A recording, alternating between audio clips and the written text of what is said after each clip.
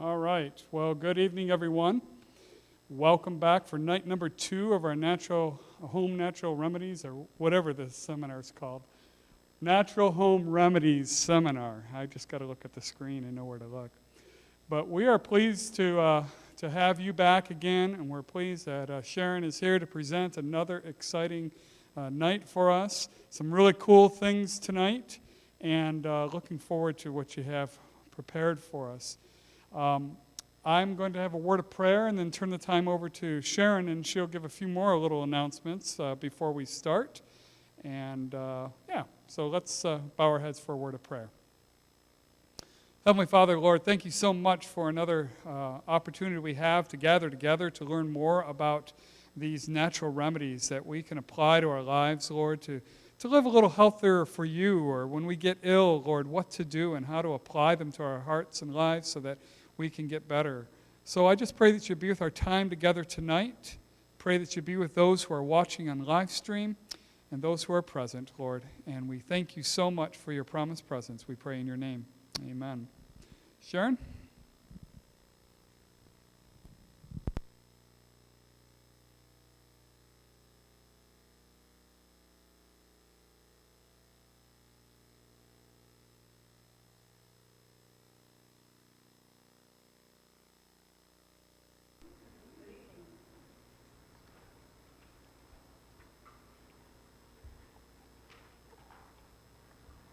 Wait here till, there we go. All right, we've got volume now. Well, it's good to see those of you who are here, and I know that we've got some watching on live stream. And so we welcome all of you.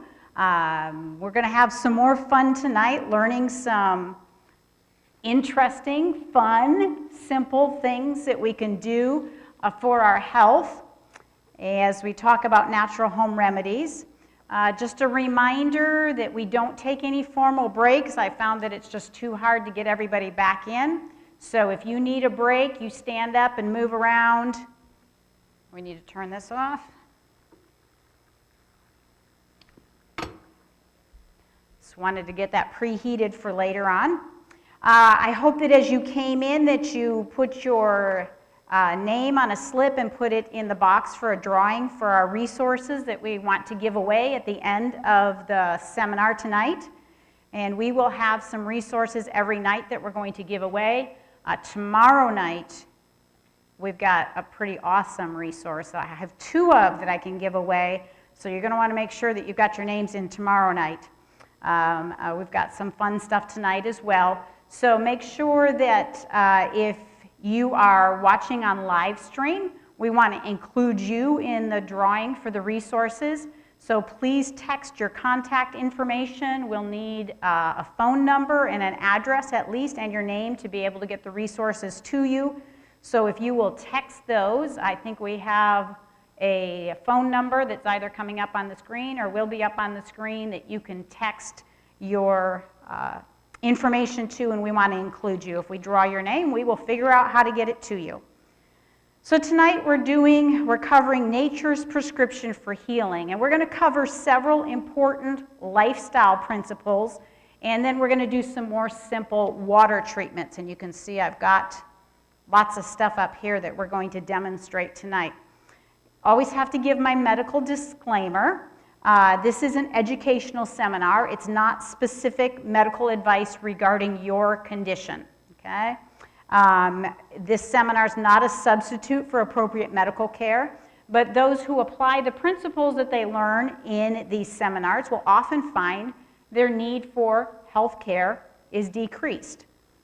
We want to encourage you to seek appropriate medical care when it's necessary. Certainly try and use these simple remedies, but if your condition or the condition of someone that you are helping exceeds your capabilities, it's beyond your skill level, please, please, please seek appropriate medical attention for that. So in a few moments, I'm going to give you an opportunity. I hope there's at least somebody or maybe a couple people who are willing to share something that they tried since our last seminar, okay? Whether it was one of the lifestyle principles or one of the treatments, so be thinking ahead and be prepared to share. I'm hoping there's some that would be willing. But before we get to that, I want to show you something that's really quite powerful. We're going to look at 3 things that are the primary cause of disease. When we understand what it is that causes disease, then we know what we have to do in order to heal from or treat that disease. It's going to help us understand why these natural remedies work. So the first primary cause of disease is interrupted or impaired circulation. Some part of the body, some organ in the body is not getting enough blood circulation. So it's not getting enough oxygen, not getting enough nutrients, not getting enough white blood cells to it. So impaired or interrupted circulation is a primary cause of disease. Another one is compromised immune function. Okay? The immune system is just not able to keep up with the insults to it. And this is what happens when we get colds or flus or bronchitis or pneumonia or cancers. Okay? There was just some kind of insult to the body that the immune function could not keep up with. And then the third primary cause of disease is toxicity. There's something in the body that shouldn't be there, something that the body's hasn't been able to get rid of enough of the waste products. So those are the 3 primary causes of disease. So then, coming from that, we can understand then what we're trying to do when we treat disease. And you'll also understand what your physician's trying to do when your physician treats disease as well. Okay? So if we have interrupted or impaired circulation, what do we want to do when we treat it? We want to increase circulation, improve circulation, right? And when we've got problems with immune function, we want to do things that improve the immune function, something to help the body fight off whatever it's trying to fight, the virus or the bacteria. And then the third thing that we want to do as far as treatment is to help with the elimination of wastes. Okay, dialysis helps with that. Normally the body's own systems take care of it, and we can do a number of things that help the body get rid of waste products. Because the body does have its own detoxification systems, and they work pretty well if we treat our bodies right. We eliminate waste through several different organs. Did you know that our respiratory system, we exhale waste products? That's one of the ways. Our urinary system obviously gets rid of waste products. Our gastrointestinal system gets rid of waste products. And our lymphatic system and our skin, all of those get rid of waste products. So here's a little, let's think together. We talked about water treatments when we were together a couple evenings ago. Can you think of any of the ways that water meets those primary goals of treatment and prevention? Did we talk about any ways that water can be used to improve circulation? Okay, remember we said when we put heat on, it increases the blood flow to that area, opens up the blood vessels. So this is the way that we can start using water to treat disease. Did we talk about anything the other night using water that improved immune function? Okay. Yeah, we talked about alternating hot and cold treatments, right? And how they could increase the circulating white blood cells by 200 to 300%. Okay, that's a big important treatment for the improving immune function. And did we talk about using water at all in a way that helps the body eliminate wastes? Drinking water helps the body eliminate waste, exactly. Okay. Washing the outside of the body helps the skin eliminate waste. And then we also talked about that using water on the skin increases perspiration, and the perspiration helps the body eliminate. Okay, so a number of different ways that water can help eliminate waste products. So do you see how water, even though it's a very simple, very readily available, inexpensive substance, can be used powerfully to treat disease because it can be used to address all of the primary causes of disease. So that's the fun stuff that we're going to do. Just a quick review of principles that we talked about last time. We talked about the fact that when we're talking about natural remedies, that lifestyle measures, or the way that we live, what we do with our body, what we put in our body, are actually the most effective preventative and therapeutic natural remedies. Okay? We like to have a magic potion or a magic pill or a magic treatment, but really it's just our own personal responsibility for what we do with our bodies that is the primary determinant of how healthy we are. Okay? So that's our daily health practices are the very most important things. So even though these water treatments are fun, I don't want you to think that this is what's going to fix everything. The way that we live is the most effective way that we can make, the most effective means that we can use to maintain our health. All right, then safe, simple remedies like these water treatments that we're showing you are secondary treatments. And we talked about the fact that the best time to use natural remedies is before you are sick. Prevention is much easier than curing. I want to add one other principle today, and that's that lifestyle improvement is progressive. We talked about food, for example, last time, what we eat as being an important determinant of health. And it can feel a little overwhelming if you think you have to change everything about the way you eat by tomorrow. Okay? And that becomes overwhelming. People become discouraged. So I encourage people to develop habits one step at a time. We could call it the bad, good, better, best principle. Okay? If you're eating really, really bad things, then do one step better. Okay? Eat good. Or if you're already doing good, then go to better. If you're already doing better, then go to best. Just always ask yourself, what can I do that would be one step better? The only exception to that is if you have drastic disease. And I'd like to tell people that drastic disease requires drastic measures.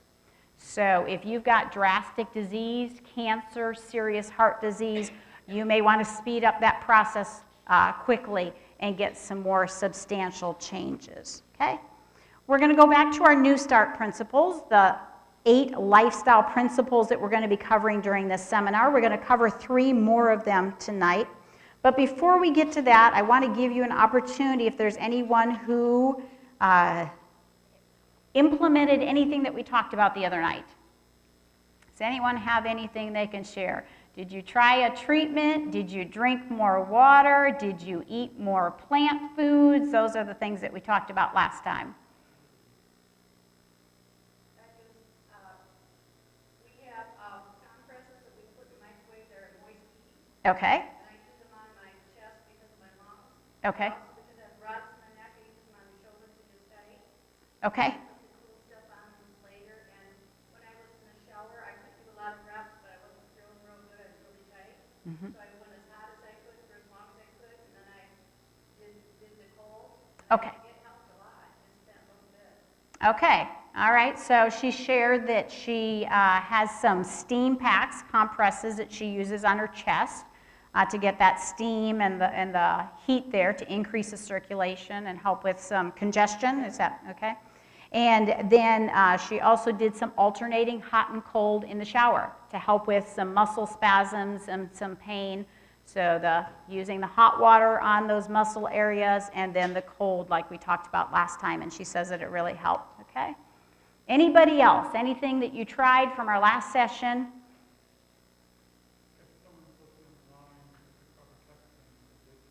Okay, if someone's online and wants to share, you can text to the number that we gave you, and we can share that as well. Okay. All right, anybody else? Anything that you implemented from the other night?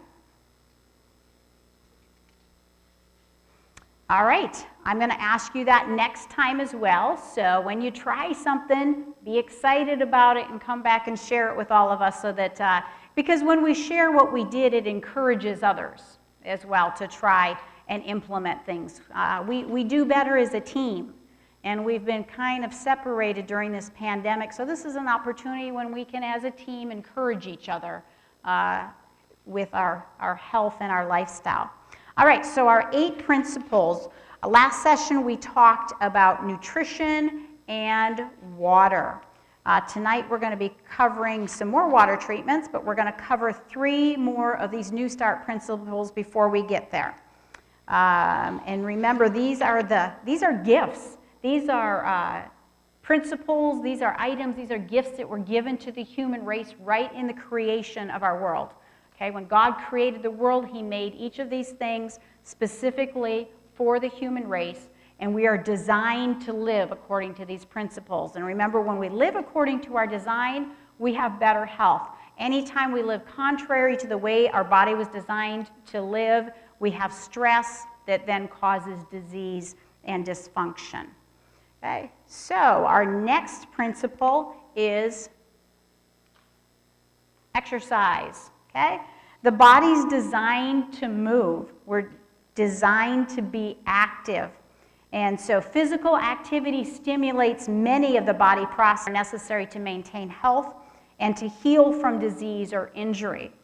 Inactivity, on the other hand, makes all body systems sluggish, and it makes it difficult for us to heal from illness and injury. I've got several slides here with benefits of exercise, and after you look at all of them, I actually took out a bunch of slides this time to try and condense it. There are just so many positive benefits to exercise. And I want you to look. I've, throughout this PowerPoint, anything that's in the orange color is something that addresses one of those 3 primary causes of disease. Okay, remember they were impaired or interrupted circulation, blood circulation, impaired immune function, and toxicity or waste products in the body that shouldn't be there, okay? And so anything in orange here is something that addresses that. So exercise helps improve muscle strength and gives us muscle relaxation, of course. It improves pain control. It increases our basal metabolic rate, okay, which means that our body's burning calories at a faster rate when we're just at rest, okay? And for a lot of us, that's really good, right? When I'm just sitting there, the faster my body burns calories, the better, okay? It improves our bone and joint health. It strengthens the heart and the lungs so that we have better circulation. It improves the circulation and oxygen supply to all parts of the body. It stimulates the immune system. It improves our mental health, our cognitive function, and our well-being. We just feel better after we've been moving. We know that, right? And why is it still so hard to get out there and do it when we know that we're going to feel better afterwards? And it also decreases the urges for smoking or other addictive habits. So if you have a habit you're trying to kick, exercise is a great thing for us to be involved in. We talked about that we feel better. Did you know that a 10-minute brisk walk improves mood for 1 hour? It's kind of interesting. When I was homeschooling my kids when they were elementary school age, when they'd get particularly ornery, we'd send them out with a timer, and they were to walk around our back field for 10 minutes before they came in. And it's kind of interesting because one of our children would go out determined that they were not going to be in a better mood when they came in. They said, I'm not going to be in any better mood when I come back inside. And they were singing by the time they came back in. They were smiling. Sometimes, don't you think you'd like to assign a 10-minute brisk walk to maybe your spouse or your boss or, yeah. That doesn't work so well, but you can assign yourself a 10-minute brisk walk when you're feeling down or when you're feeling a little ornery. All right, some other benefits of exercise. It slows and reverses many disease processes, including heart disease, elevated cholesterol, hypertension, diabetes, and more. It slows the aging process. It speeds healing. Exercise actually decreases risk of death from all causes. It helps to expel impurities or toxins through the skin, and it improves digestion and bowel function. So what kind of physical exercise should we be doing? Well, a good place to start is God's original provision for human activity. When he put Adam and Eve in the Garden of Eden, the things that they did there were outdoor walking and outdoor manual labor or gardening. Okay? And so those are good places to start. Those are still some of the best and the simplest exercises that you can do, and they don't require a lot of expensive equipment. But these aren't the only options. A good exercise for you personally is something that you will actually do, okay? Something that you enjoy doing, something that's available to you, something that works into your schedule, and something that is safe for you with your activity level or your health level. So whatever physical activity you choose, I encourage you to do it outdoors if you can. Okay? Not everybody can, and indoor exercise is better, way, way better than no exercise at all. But outdoor exercise is reportedly up to 10 times more beneficial than indoor exercise. That trio of fresh air, sunlight, and exercise are just powerful in combination. They work together to maximize our health. Outdoor exercise results in building more muscle bulk, more strength, and more endurance than indoor exercise. So whenever possible, exercise outdoors.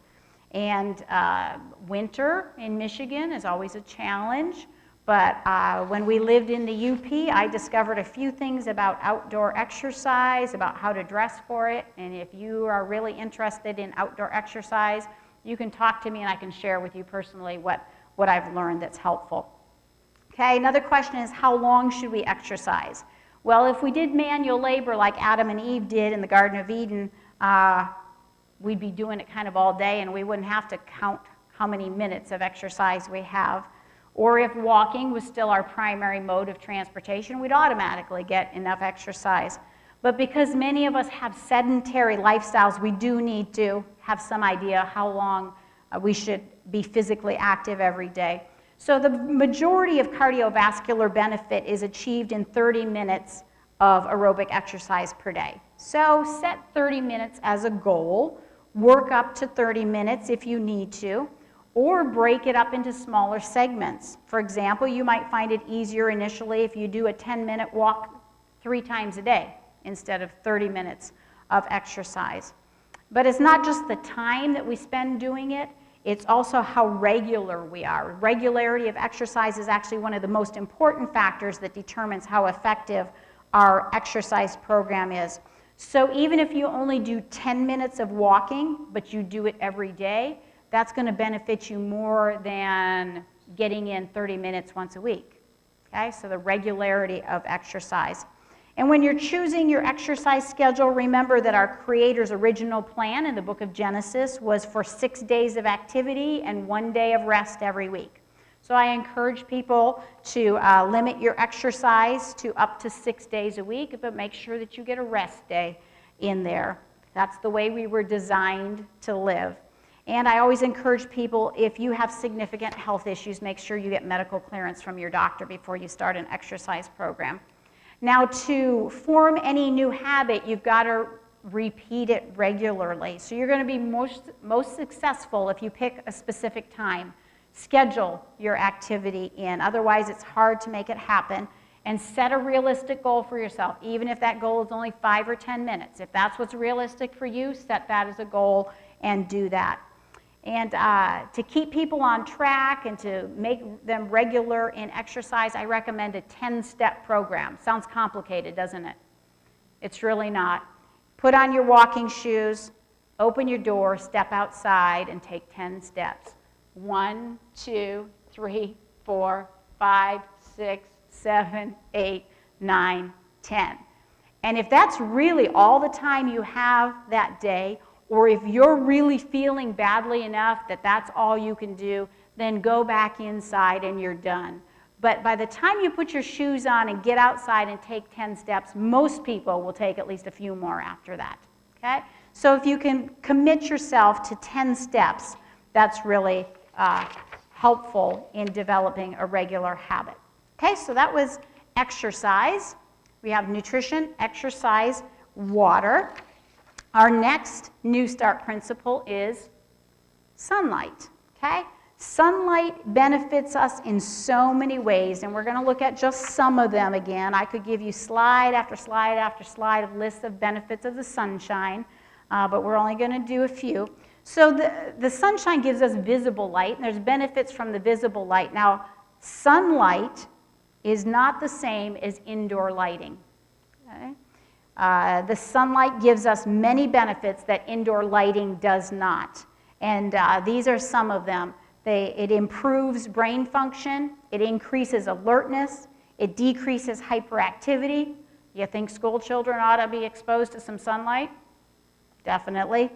It helps regulate the circadian rhythm. The circadian rhythm is that 24-hour clock that our body functions on that controls many of the hormones, and the sunlight is the bright light is what sets that clock. And the visible light from the sun also regulates hormone production, specifically serotonin, which is that feel-good antidepressant that our body makes itself, and melatonin. And melatonin is a hormone that's released at night. It's the one that kind of repairs all the daily wear and tear. Okay? That's why you can be pretty down at the end of the day, go to bed, and you wake up feeling rejuvenated.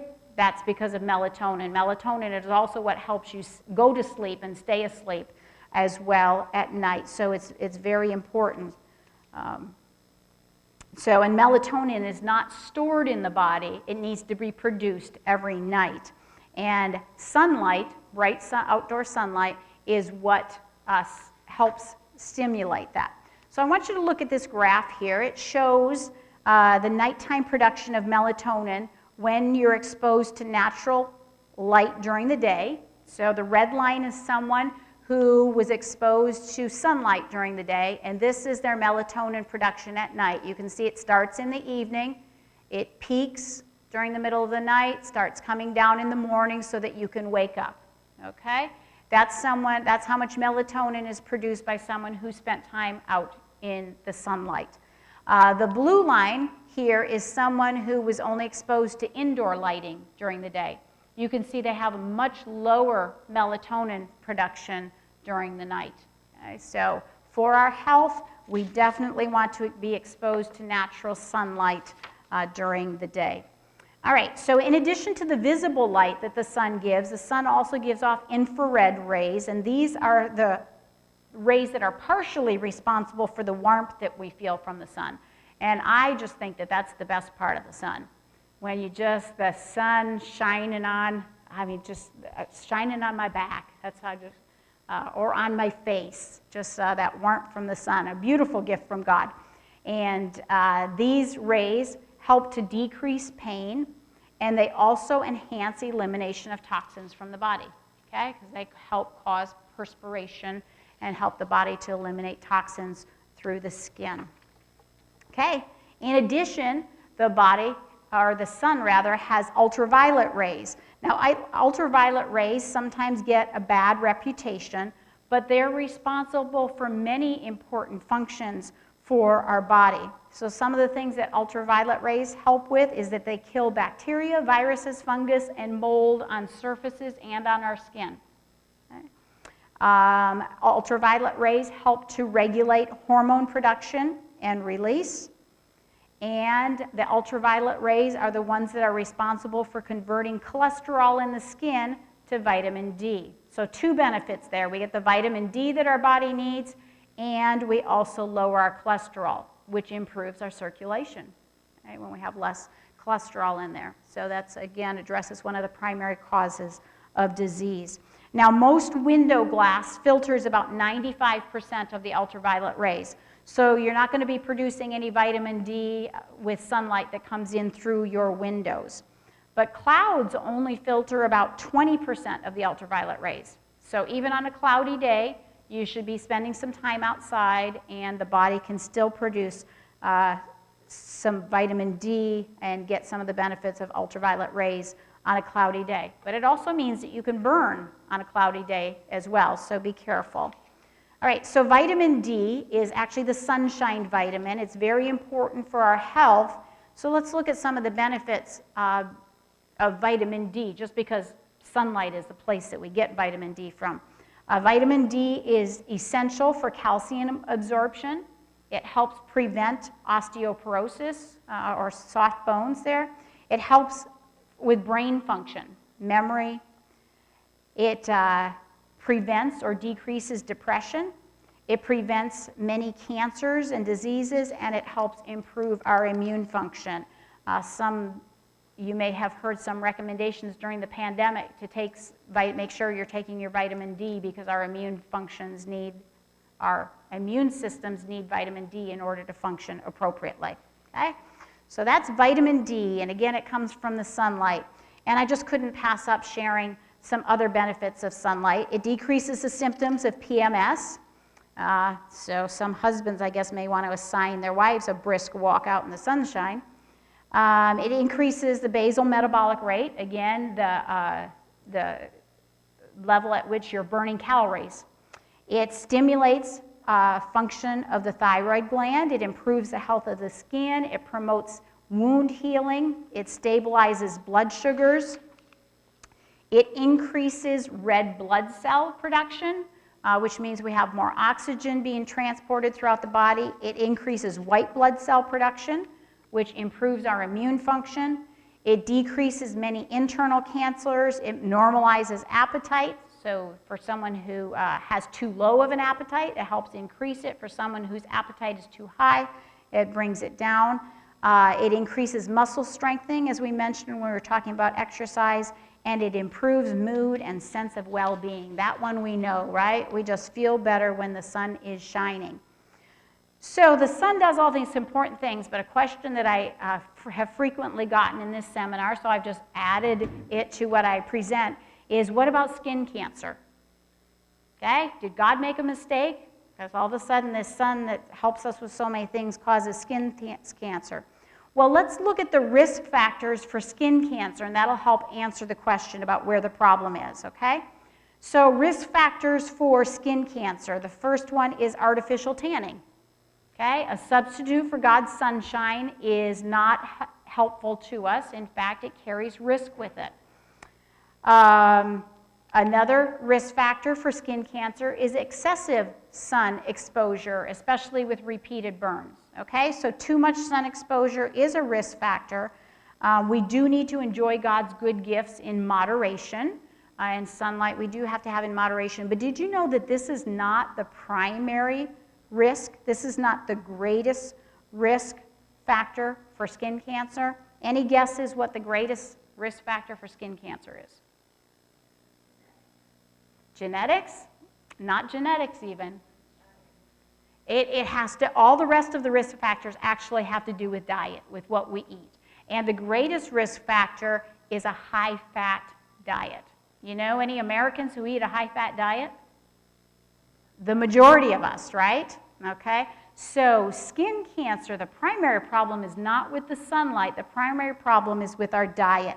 Other risks, and all the rest of them are dietary risks, include a high-protein diet, a diet that's low in plant antioxidants, okay, so this is someone who's just not eating enough fruits and vegetables and grains and nuts and seeds, and antioxidants that are being depleted from the body because there's too much use of refined sugars, alcohol, caffeine, birth control pills, and stress. Okay?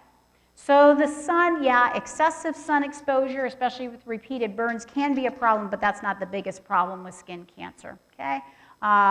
Eating a good unrefined plant food diet is going to address most of those risk factors.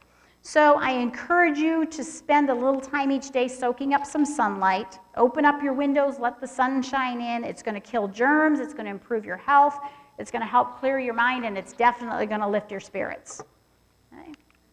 All right, so we have one more of our New Start principles that we're going to cover tonight before we get to the water treatments.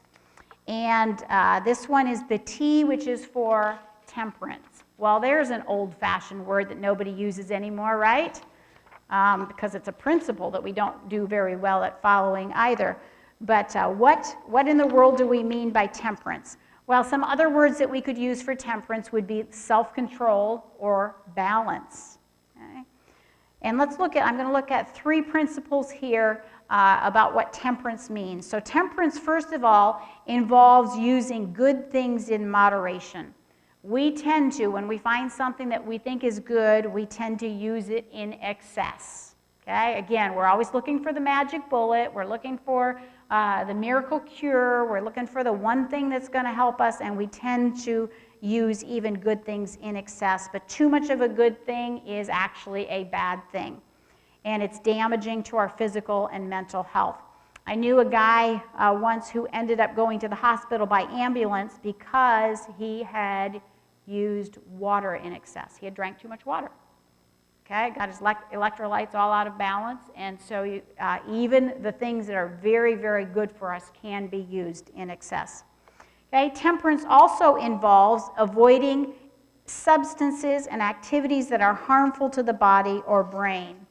And again, in our society, we frequently use substances, activities that have been shown to be detrimental to our health, detrimental to our body and brain. And these can include things like drugs, alcohol, tobacco, caffeine, overeating, pornography, and you keep listing it on and on, okay? The things that are not helpful for us. And so temperance involves avoiding those kind of things.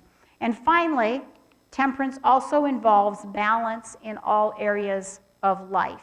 We tend to live our lives out of balance. We either overwork or we overplay. We undersleep or we oversleep. We overeat or we undereat. We use excessive screen time. We use excessive shopping. Just things that are out of balance, life out of balance. And an unbalanced life cannot be a healthful life. And the stress of an unbalanced life causes physical, mental, and emotional disease. So this is an important principle for us. Interestingly, the topic of self-control has been an area of study for social scientists. And researchers are finding that high levels of self-control are correlated with high levels of success and meaningfulness in life. They've been doing a lot of research about people with varying levels of self-control. They're also suggesting that the lack of self-control is the leading contributor to most of the problems in our society. So things like addictions, overeating, crime, domestic violence, you think about these things, they're all the result of lack of self-control.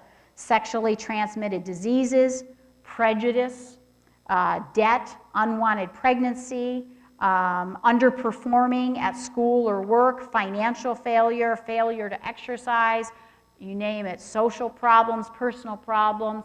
The majority of those problems are contributed to by lack of self-control. Okay? If we had self-control, if we exercised self-control, we wouldn't have ourselves in these kind of problems.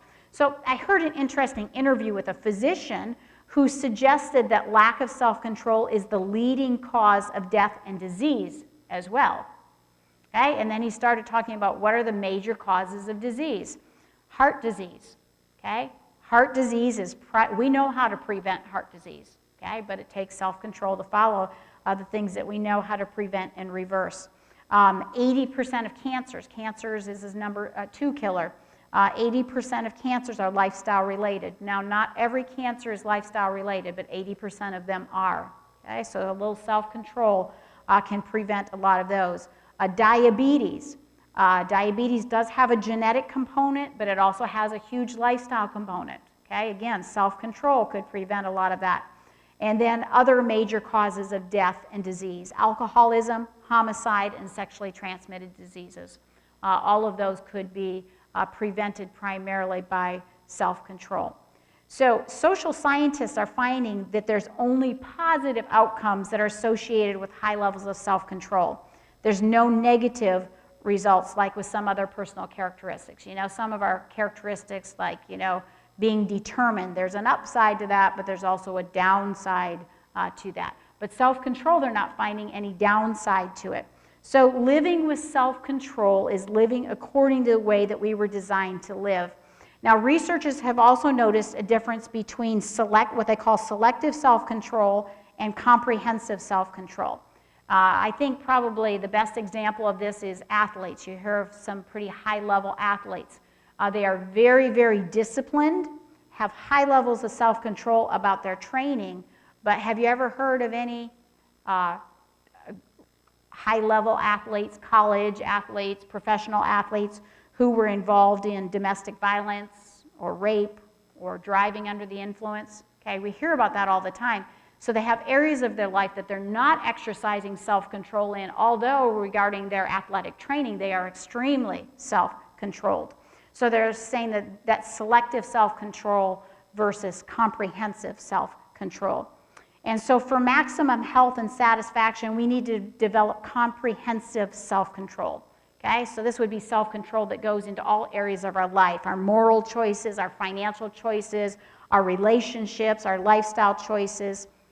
Now, as far as selective self-control, there's things that you can learn, methods that you can learn to improve self-control in one specific area. But in order to have that comprehensive self-control over every part of your life, it's not a learned thing. Where does it come from? Okay? The source of that, we have to go back to Scripture. Again, remember, Scripture is the oldest and most reliable medical textbook. It's the owner's manual for taking care of us, and it tells us where self-control from. Galatians 5:22 tells us that self-control is one of the fruits of the Spirit. So if we're going to have comprehensive self-control, it's not something we can learn. It's something that God needs to give us through His Holy Spirit. It's a gift that is given to us. So I encourage you, ask Him for that. Okay. All right, so that's our New Start principles for tonight. We're ready to move on to some of our water treatments. And I've got some review slides. I don't think that we need to cover all of them, but let's go over this one, okay? Remember what happens when we put cold on the body, when we put cold water. That's this side over here. What happens to the blood vessels? They close down, okay? Now remember we talked about that when we put cold on, the reason it closes down is because it's trying to maintain the core body temperature, okay? It doesn't want to lose body heat. It wants to keep the core body temperature stable. So it closes down so that it doesn't start losing heat to that cold water. But if we only put cold on for a brief time, or there's only a small amount of cold added to the skin, the body will figure that out and it'll say, oh, I can warm this up.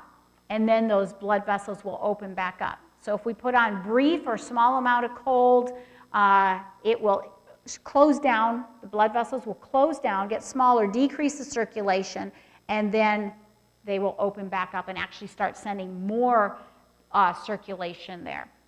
All right, when we apply heat, what happens? Okay, the blood vessels open up because they're trying to give off heat because it doesn't want to increase the core body temperature either. So it opens up and it sends more blood flow. And then we talked about that really, really fun thing with alternating hot and cold and the profound benefits that we get from that. We get the benefits of both without the disadvantages of either one, and then we get this increase in red blood cells and white blood cells in the circulatory system that just sets the body up to heal itself. Okay? So let's move on to the treatments that we're going to do tonight. We're going to start with the heating compress, and this is where your handout comes in. Again, I've got you pretty detailed instructions in your handouts, how to do it, what things it's helpful for, how it helps it, and also some precautions, because with each of these there are some people who shouldn't do this treatment, or there should be some precautions that you take when you are doing it. So the heating compress, this is one that my mom did with me when I was growing up. Okay? And so this one's pretty familiar to me. With the heating compress, now it's called a heating compress, but we're not putting any heat on. We're actually putting cold on, okay? Because it's not a heat compress, it's a heating compress. So we're going to put cold on so that we stimulate the body to do the heating, okay? Because remember, if you put on a brief cold, originally the blood flow closes down, but then it opens back up in order to heat up the area. So that's the goal of this particular treatment, the heating compress. So we're going to put on a small amount of cold, and then we're going to let the body heat up that area. So what happens with that? The treatment effects on your handout is it increases the blood flow to the area in order to, because the body's trying to warm up and keep that area warm. So it'll increase the tissue temperature locally, it'll decrease pain, and it'll help with muscle relaxation. All right, so this heating compress can be done to the throat, it can be done to joints, it can be done to the chest, the abdomen, feet, sinuses, and it can be done to any part of the body with pain or infection. All right, the heating compress that I have used, my mom used on me, I used on my kids, we still use it on ourselves, is the throat one. And so that's the one that I'm going to go ahead and demonstrate tonight. So with throat heating compress, we would use for a sore throat, tonsillitis, pharyngitis, laryngitis, or for ear aches, okay, because that's kind of the closest area we can get to the ear. Some treatment precautions. You don't want to do this on someone who is too chilled or too frail to warm up the area, okay? So someone who is quite elderly or frail. You can use a medicated or a dry compress, but not the cold compress. Okay, you want to be careful putting it on over top of any open wounds on the skin. A lot of wounds are exacerbated by the moisture of that. You have to be careful if someone's claustrophobic. Some people may not be able to tolerate this treatment, and you want to make sure when you put the compress on that it's not so tight that it's uncomfortable, that it interferes with circulation or breathing. Okay? So not a lot of precautions or contraindications for this particular treatment. Now, I'm not going to ask for volunteers on this treatment because this treatment is left on for several hours or overnight. Okay, so we're not going to do that in a demonstration tonight, so it's not going to help anybody that I demonstrate on. So my husband gets to come up and have it put on him where it will do him absolutely no good. So if you come on up here, we're going to do the throat compress. And like I said, this is something that we use for sore throats of any kind or ear aches. Doesn't take a lot of equipment. I have little strips of thin cloth, so you want thin cotton kind of cloth for your first layer of any heating compress. So we have all different sizes of little strips of cotton or flannel. You know, we have the mama bear size, the papa bear size, and the baby bear size. So we're going to get this cold. I have ice water up here. It doesn't have to be ice water. It can just be cold tap water, but this is what I happen to have up here. This is why I'm not doing this on anyone that's not going to benefit because, you know, cold on you is not a whole lot of fun. Okay, so this is cold, and we're going to go ahead and put this. So we want enough to wrap around like 1 to 1.5 times around. All right, and then the next thing that you can, this next layer is optional, okay, is a plastic layer. So with all of them, you can put on a plastic layer or you can just leave that off. What's going to happen is as he starts heating this up, it's going to dry out. Okay, and once it's dry, you've lost the effectiveness of the treatment. The plastic will keep it wet longer. Okay, so we're going to, this is just like saran wrap, plastic wrap from my kitchen. Wrap that around to cover it. Okay, and then we want a dry cloth. A lot of people like to use like a wool, strips of wool blanket or something like that. I don't have wool blanket strips. I just haven't found a blanket I wanted to tear up into strips, and so I just use a folded towel. Can you hold those for me? Mm-hmm. Okay. Wrap this around. And you want your dry outer layer to be thicker, more substantial, and you want it to be wider, okay, so that there's no gaps where air can get into that wet underlying layer. Okay, and then we're just going to use some large safety pins keep that on.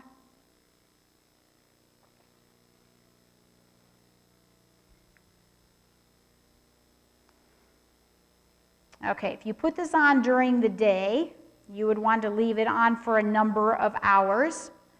I don't know if we've ever put one of these on during the day. This is a bedtime routine in our household. So I put it on before bed, go to bed, leave it on all night, okay? We're going to find pretty quickly, we put a cold, wet cloth on there, so as soon as I put that on, the blood vessels near the surface of the skin, they shut right down, okay? Those blood vessels have already determined this is not a lot of cold here. I can heat this up. And so his blood vessels near his skin and his neck have already opened up, and they're sending more blood flow there. So not only is the skin getting more blood flow, but all of that area, his throat, all the organs inside the neck area, the throat area there are getting more blood flow as well. Because the body it's going to maintain its core body temperature, and in order to do that, it's got to keep this warm. It's got to get this up to body temperature and keep it there. And if this stays wet all night, it's going to be sending increased blood flow to that area all night long, because it's got to keep that wet area warm. And so we have just, in a localized area, have just started sending increased blood flow, and we're going to be able to maintain it all night. Okay? Isn't that pretty powerful? Okay? Nice, simple things. It's just using temperature of the water to be able to accomplish the body to be able to heal itself. Okay? So in the morning, when we go to take this off, it is that wet cloth under there is going to be hot. When you take it off, it's going to feel hot, okay, because the body's been keeping it warm. We're going to take it off and show you how to finish the treatment. His is probably already starting to get warm, but it's probably not really hot, and it's probably not going to be real pink yet either. Okay. So we're going to take it off. Okay? It's not cold anymore, that's for sure. It's starting to get warm, but not warm enough that the next part is going to feel real good. Aren't you glad I didn't ask you to come up for this demonstration? Okay? So after we take it off, and this is a little bit warm, we want to take a washcloth, cold water, and we want to just briskly rub that area where we took it off from. Okay? So. Feels wonderful, doesn't it? Mm-hmm. Thanks for being a good sport. Yep. So I told him, I said, try not to whine. Okay? And then after we do that, then we want to take a towel and dry the area well. Okay? Remember, after all of these, any of these water treatments, we don't want chilling at all. So we want to make sure that we dry everything well afterwards, because we get a different effect if the body gets chilled in those parts. Okay? Any questions on the heating compress to the throat? Okay. All right, so let's talk about some other areas where we can put the heating compress. We're not going to actually put them on and demonstrate them, but we're going to kind of talk through it. And I'm going to try and go in the order that you have it on page 2 of your handout.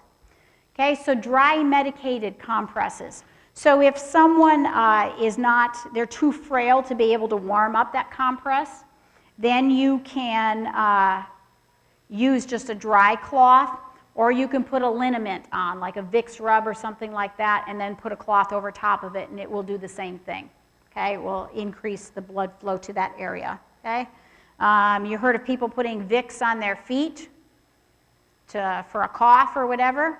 That's really using like a heating compress. It's a dry heating compress to the feet in order to draw the blood flow away from the chest congestion area, okay?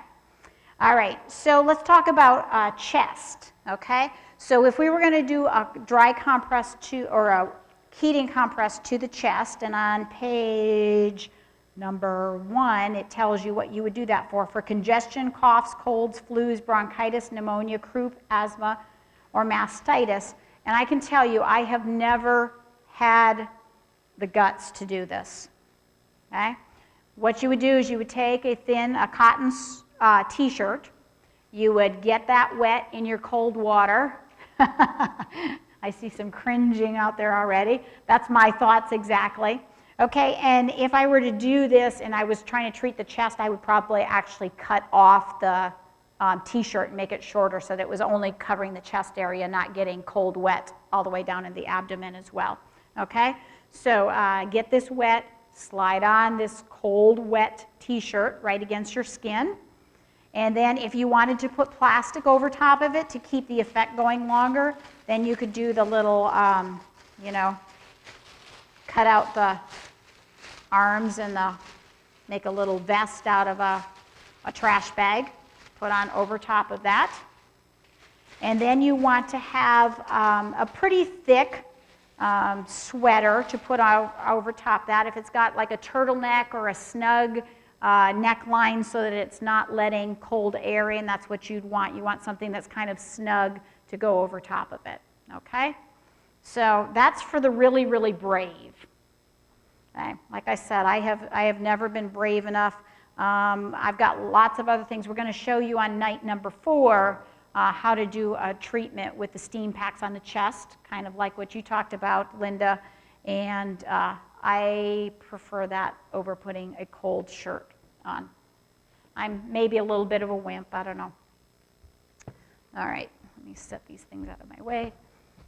All right, so that's the chest one, okay? The foot one, putting the heating compress to the feet. And again, you could do this for anything that the hot foot bath. So refer back to your handout from the last session for the hot foot bath. So congestion in any place. So it's going to pull circulation down to the feet, and it's going to decrease congestion any place else in the body. So it also helps with coughs. So this is kind of an easy one. You just would want to take a thin cotton sock, okay, get it wet, slide that on to your feet. Take just some plastic like bread bags or something, put them on over top of the wet sock, and then if you've got a thick like wool sock, put that on over top of it and off to bed with you.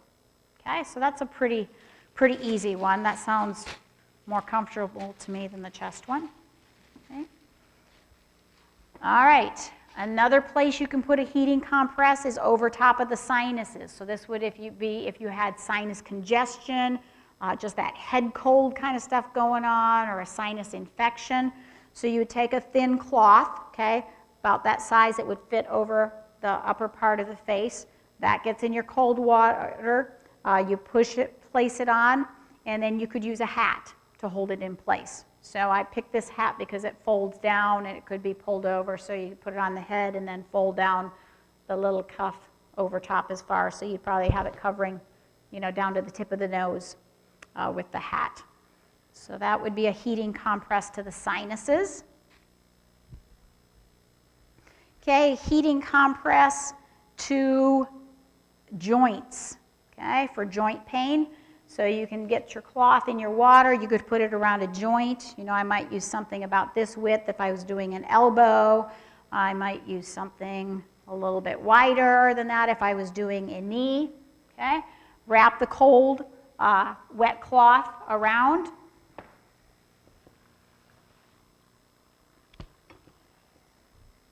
Is this one on as well?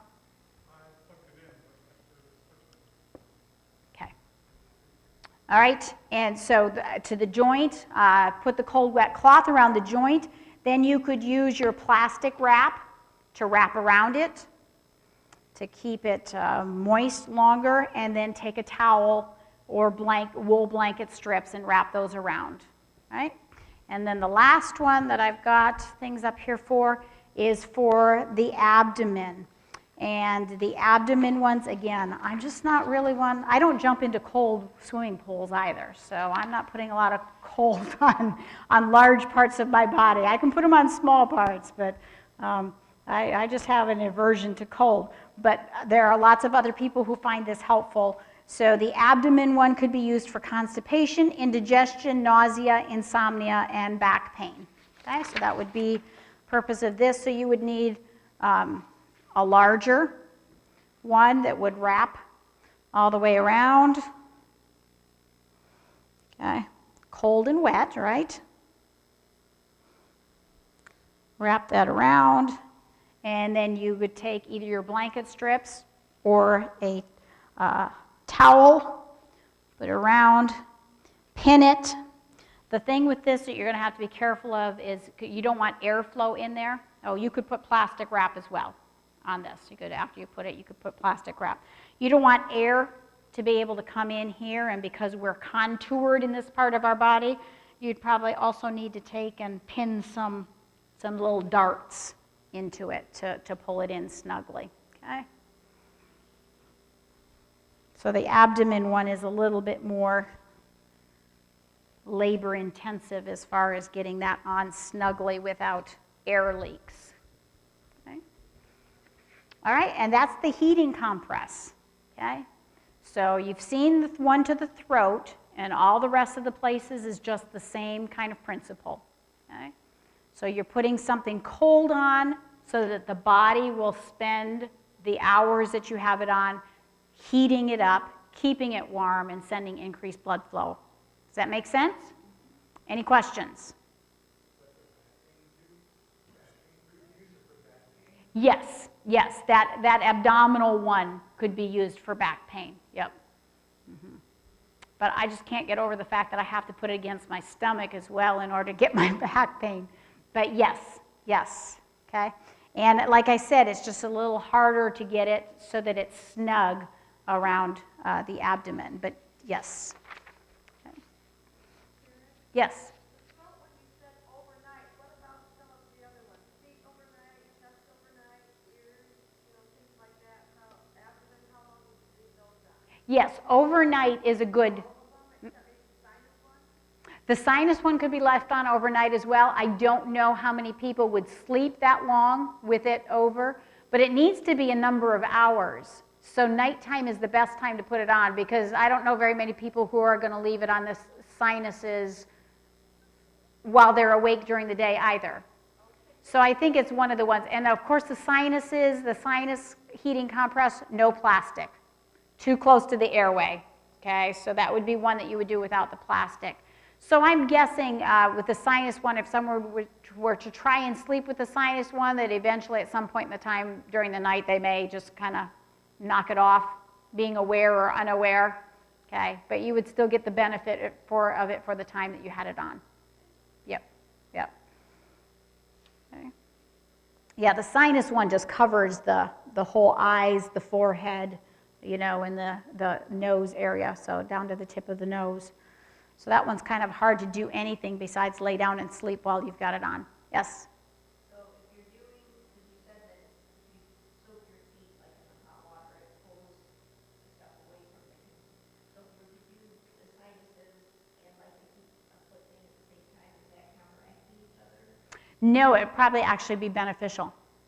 Okay, so the question was, could you use the sinus one as well as the feet one? Okay, putting the sinus one on will send increased blood flow to the sinuses to heal the congestion, the irritated tissues, and fight any infection that might be there. And then the foot one would help pull away any congestion that might be there as well. So yeah, I think it'd be great to try them in combination and use them. Okay? And again, not on a frail person who can't heat up 2 areas at once. Okay? But a pretty robust person should be able to heat both of those up easily. They're small areas. Okay. All right. Good questions. Any other questions before we move on? Okay, we're going to move on to steam inhalation. So let me get my steam going here again.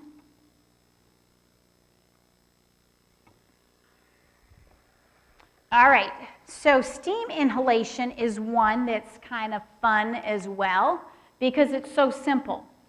And yet, when you understand why you would inhale steam, it makes a lot of sense and it's a lot of fun, okay? So when we're doing steam inhalation, we're just going to direct steam towards the face so that we can breathe it in, okay? And it's going to do a number of things, and I'm on page 5 of your handout. And people online, I know you don't have the handout in your hand, but if you would like us to mail them to you, go ahead and make sure you send us your contact information, text that to us, and we will put them in the mail to you as well. All right, so when we inhale the steam, it's going to increase the blood flow to the whole respiratory tree. All the mucous membranes inside our throat, inside our nose, and down into the respiratory system there. It helps moisten the mucous membranes. It relieves irritation, pain, and dryness. It decreases inflammation and congestion in the nose, throat, sinuses, and the respiratory tract. And it just feels good. You know, when you've got that gunk going on, it just is very soothing and it feels good. It also helps to loosen secretions, okay, so that you can get those, stimulates the discharge of those from the throat and from the lungs. It relaxes the muscles and relieves coughing. So a lot of benefits to steam inhalation when you've got those cold, sinus, upper respiratory challenges going on. So we're going to use it, we can use it for coughing, for congestion in the lungs, nose, throat, or sinuses, for throat irritation, for allergy symptoms, for the spasmodic breathing in croup, okay? You remember this was the big thing when your kids had a croup attack at night, you know, you take them in the bathroom, shut the door, turn the shower on hot, and steam up it in order to calm that. That was steam inhalation, okay? And it also can be used for dry, thick secretions to moisten them and loosen them, okay? Precautions. You don't want to use this with extremely young children or the very elderly. You have to recognize that this is high risk for burns. You have to be very careful. You don't want to be right over top of your steam. And I don't know why my...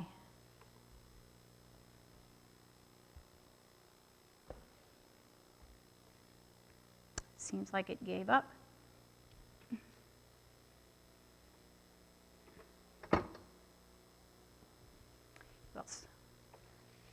Okay. So avoiding burns. You don't want to be right directly over top of where the steam's coming off of the boiling area. And we're going to show you how to direct steam without those risks of burns.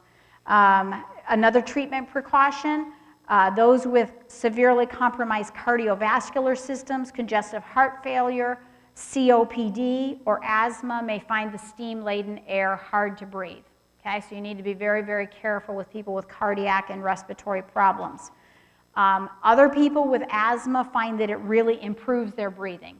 So the asthma people, you just have to be kind of careful and try and see how they respond to it. Okay?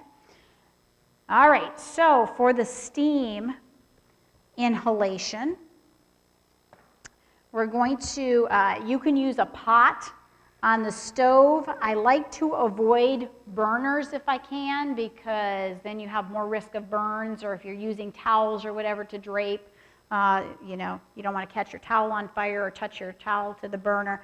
So I like things like an electric teapot or a rice cooker or something like that that creates steam that has its own internal burner. You know, your Instant Pot on the, you know, not on the pressure mode, but on the regular mode. Okay, and we can use, I didn't bring a towel out. I'll have to steal one from here. Okay, so you can put the towel over your head, trap the steam in this way, and breathe the steam in. You need to take your glasses off first.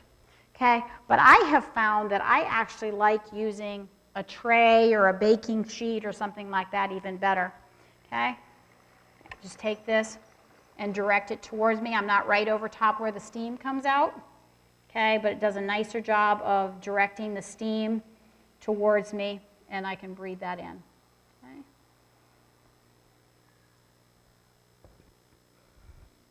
So that, let's see on our handout, that time as far as breathing that Can be done anywhere from 50 to 60 minutes, okay? Or you can do alternating hot and cold. So you can breathe in the steam, okay? So you can breathe in the steam for 3 to 5 minutes, and then take the cold, wet washcloth, okay, and put it to your face, okay, for 30 seconds or so, okay? Back to the steam for 3 to 5 minutes, and then you're doing the alternating hot and cold as well. So the steam inhalation can be done either alternating, or else you can just do the continuous steam. But if you do the continuous steam, it's still a good idea to end your treatment with the cold to your face for 30 seconds, okay? All right, so as far as some other options for steam, we talked about a tea kettle, we talked about a stove. A steam vaporizer can also work. You can use the shower or a steam vaporizer or a rice cooker to make steam to fill up a small room as well. Okay, we talked about that like with the croup, with the little kids with the croup. If you're doing steam inhalation with a child, you want to be very, very careful about safety. This is something that I've recommended that I think is a little bit safer with children, okay, is to put something with a nice broad base that they're not going to tip over and dump the hot water on themselves, but pour the steaming water in here, then put a towel over their head and they can breathe out from the steaming above here. This is safer because you don't have any heat source for them, and you don't have the risk, as much risk of burns. I heard someone who recommended sticking some mint leaves in there and then giving the kid a little spoon, wooden spoon or plastic spoon or something that they could play with the mint leaves in there in order to keep them engaged and to keep them over top of the steam there. So there are a number of things that you can add. You can add a couple drops of eucalyptus oil or wintergreen oil. I think there may be some other ones listed in your handout, maybe pine, I think. What do we have listed? Eucalyptus, pine, or wintergreen oil. Or you can add 1 to 2 tablespoons of dried or fresh mint leaves as well to that. Okay, any questions on that? Okay, I'm going to show you my favorite steam inhalation though. This tea kettle with the tray is my second favorite. But this is a personal steamer here. Anyone ever seen these or used these before? Okay, you can definitely find these online, or you can sometimes find them in like a drugstore or department store or pharmacy area. Okay, but this has the water in here. It's been heating, and use this. I'll show you how. So you'd be putting your chin and your nose, your face right into this.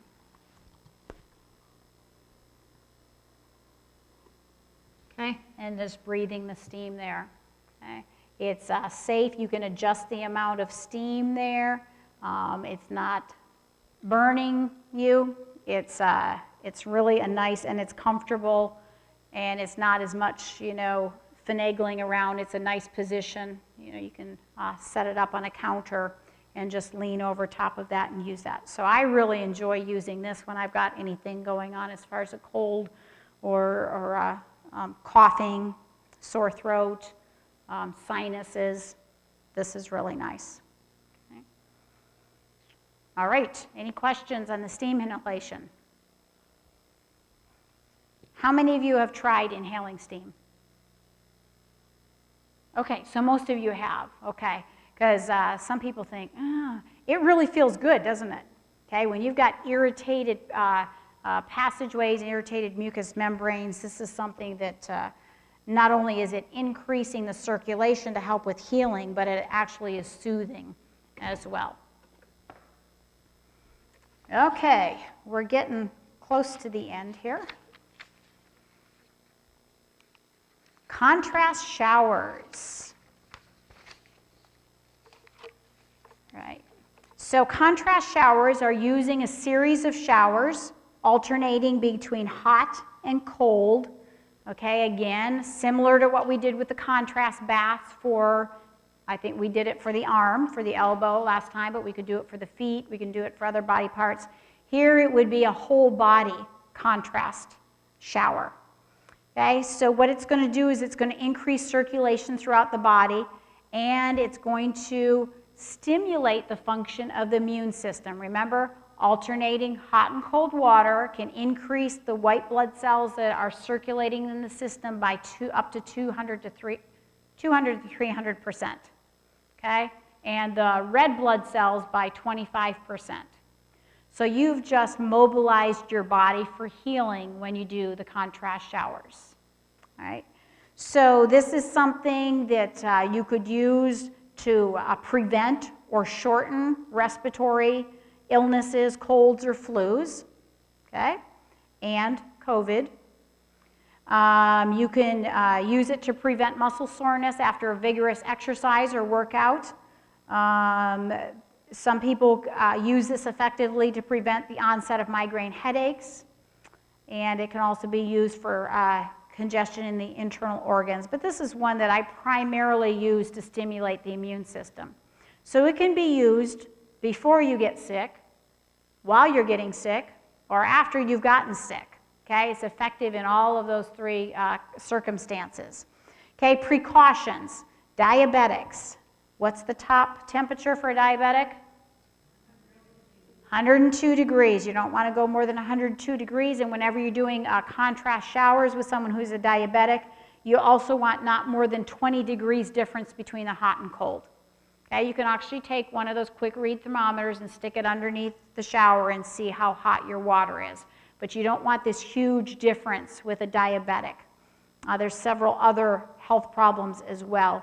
When you have circulatory problems or peripheral vascular disease, you want to use mild heat and cool water, not the extremes of hot and cold. Cardiac conditions as well.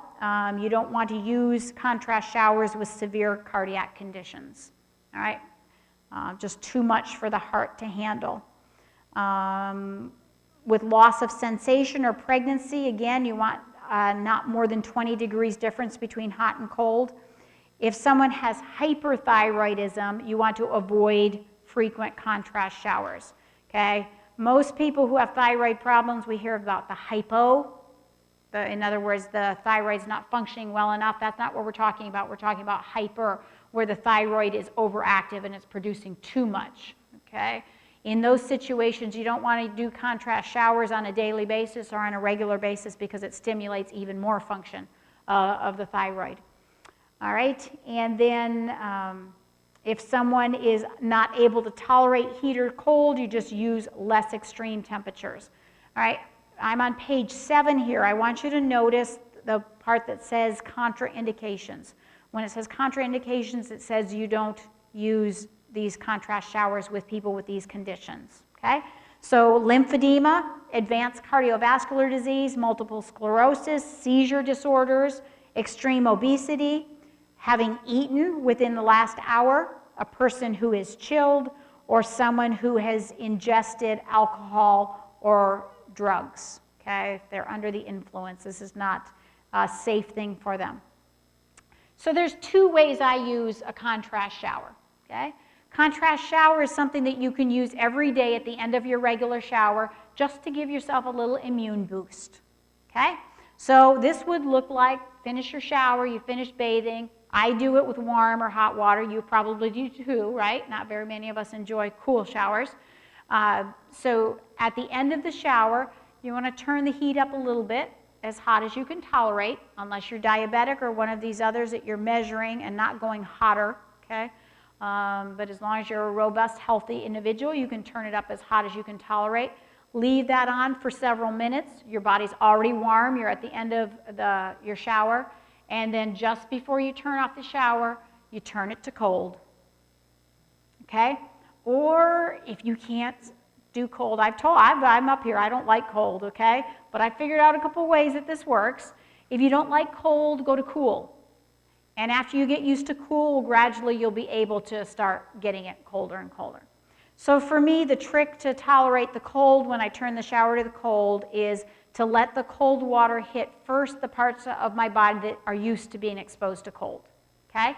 The hands and the face are used to being exposed to cold. So when you turn the shower to cold and it starts coming on cold, I do this, okay? Hands and the face get it first, then it starts running down to other areas that are a little more sensitive, and you breathe in sharply and you go, whew, that's cold, okay?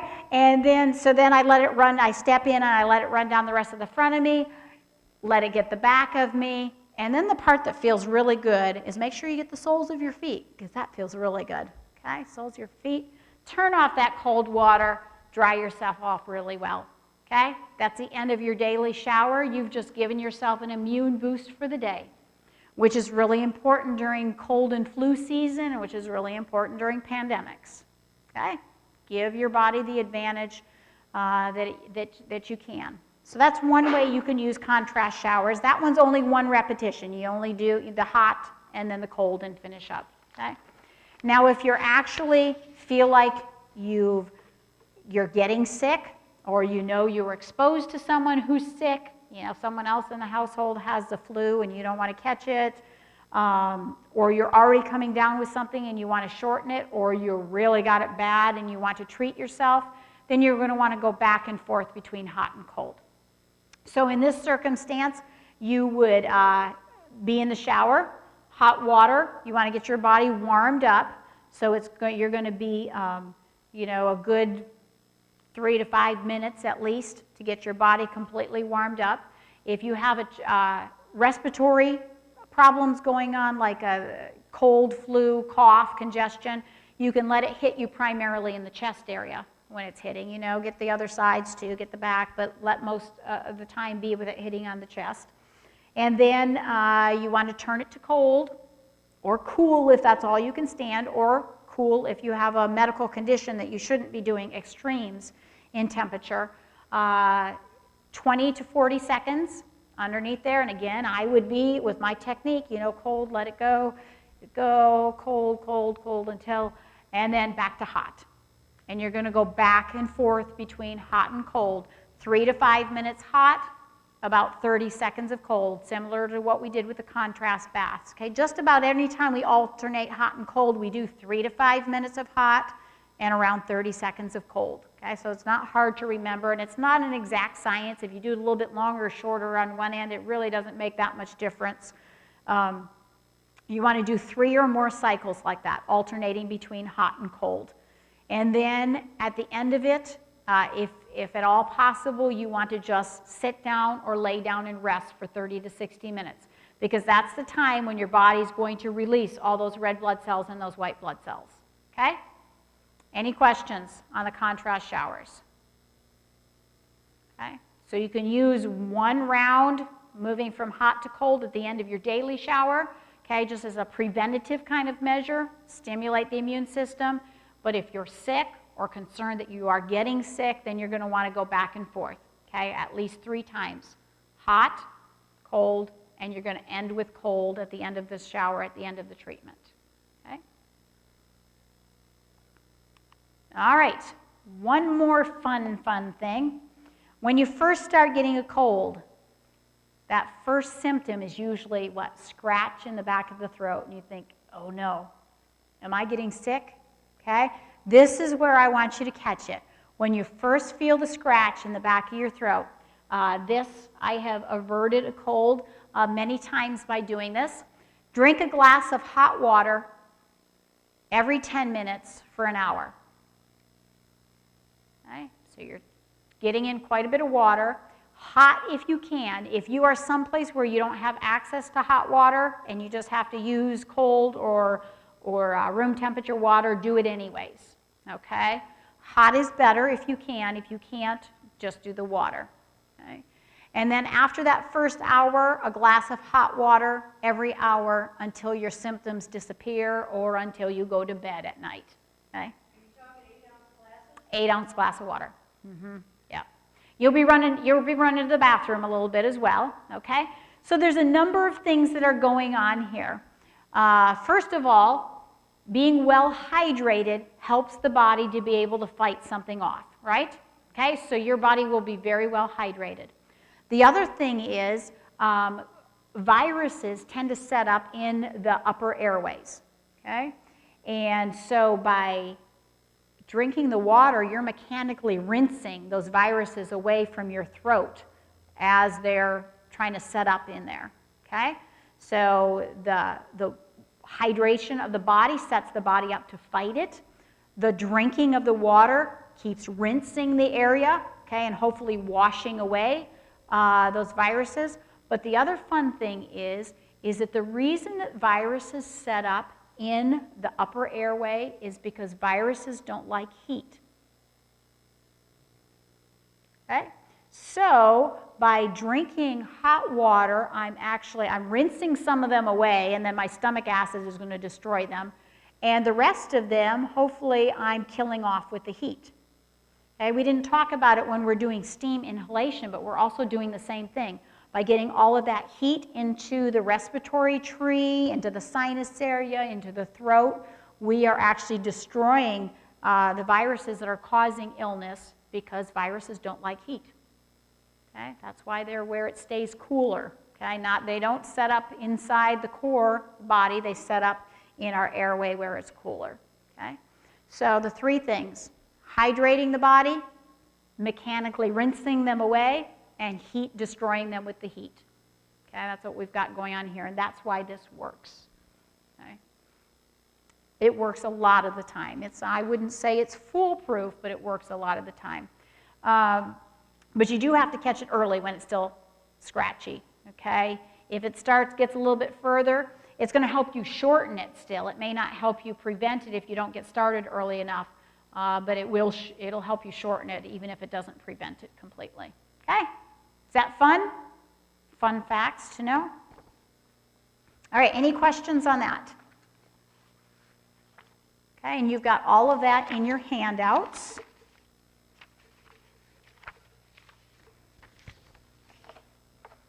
All right, it looks like we're going to finish up early tonight.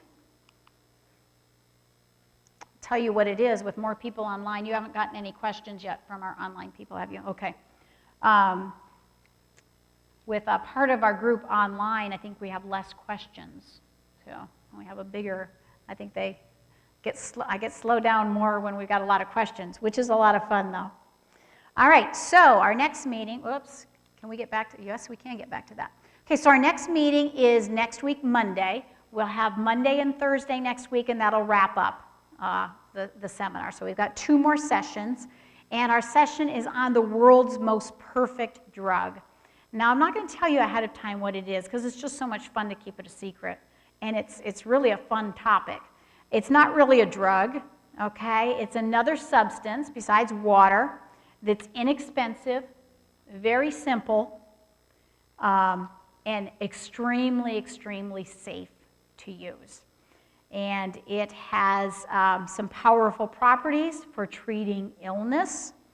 And we're actually going to let you get some hands-on practice with it. You will take some of it home with you on Monday night. So make sure you come, and this one's a lot of fun.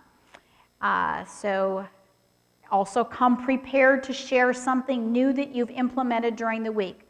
So the New Start principles we've talked about so far are nutrition, exercise, water, sunlight, and temperance. So I encourage you to implement something from one of those over the weekend. And if you have an opportunity to try one of the water treatments, you're going to remember it better if you go and try one now than if you wait and you think, oh, what did she say again? So I encourage you, if you have opportunity, try one of those as well, and come prepared to share. Okay? We're going to do a drawing for some of the resources that we have here tonight in just a few minutes when they get the drawing papers ready for me. So let me show you what we have tonight. All right, so we've got the 3 books that are primarily about lifestyle, okay? Those New Start principles. We have 24 Realistic Ways to Improve Your Health, which talks about using lifestyle principles. 10 Choices for a Full Life, which uses lifestyle principles. And also Take Charge of Your Health, another one that addresses just 3 different books that cover lifestyle principles. And then we've got our big resource. This is on changing habits. It's called Living Free, Finding Freedom from Habits That Hurt. Okay? So trying to change some of those habits. We talked about temperance, and this addresses that, particularly things that are addictive, okay, as well as just bad habits. So, okay, are you going to draw them for me, or am I drawing them? Okay, so we're going to draw for Take Charge of Your Health first. And this is this looks like this is one of our online people. So this one goes to Gina. I'll put that right in there, and we'll get that off to her. Okay. Another one. This one goes to Tracy in the back. This is 10 Choices for a Full Life. Okay, our next one goes to Donna.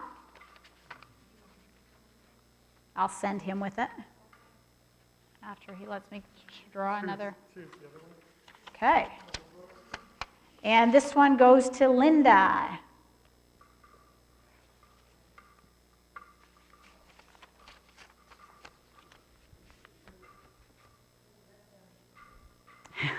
It is a heavy book. Yes. All right, so the resources, I've got 2 resources, 2 books next time we're together that are on the topic, a lot of details on the topic that we're covering.